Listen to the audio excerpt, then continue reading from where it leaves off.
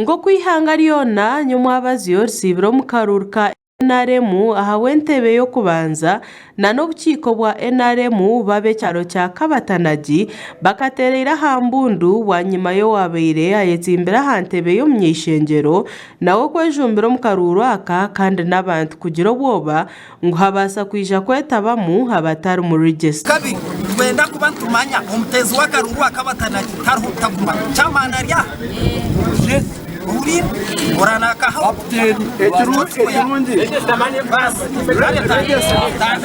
kandi hona ekirengera abantu kandi abamwe kikabashemeza no kugira ngo nkore Abeli kandi yahendera singirwe agaba Kenneth otwirora umukuru w'entebe yo kubanza ecy'abantu bagira ngo bagendereire kwereza omuntu wabutosha orukusiba nabo aha cyaro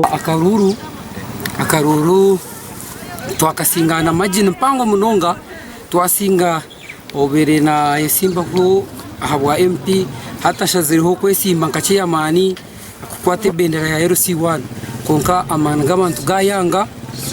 bagamworeka ngutakubasa tatwire mu musero twahereza agabakene obutwire nawe kandi atwire nkache yamani witu narabahana pose tutarwanye simba abira ko konkesha hakuyahikayati kuyarebe nambe yabeho tiyabasa no kuzakwa baye nare mutwatirwa abantu binji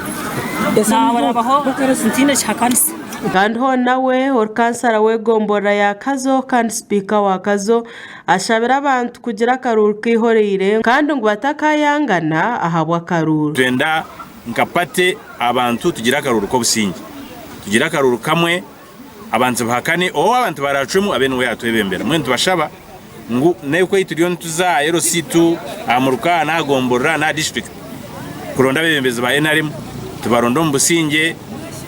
abantu baracwemu tubene ngo twagenda kandi ho nawo singire abwentebe ya NRM agaba Kenneth omumashemerwa mengi ayorekire kusima ahabo kusinga kandi ayorekire amatsiko mengi go kusinga omukaru kwija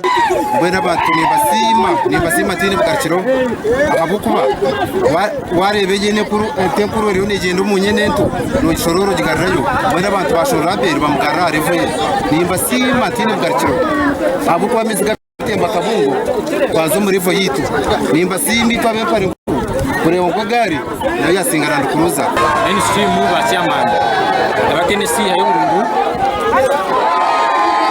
161 gana kaga na kamwe en koretse kusabiri hayo urungu gana munana oba kabiri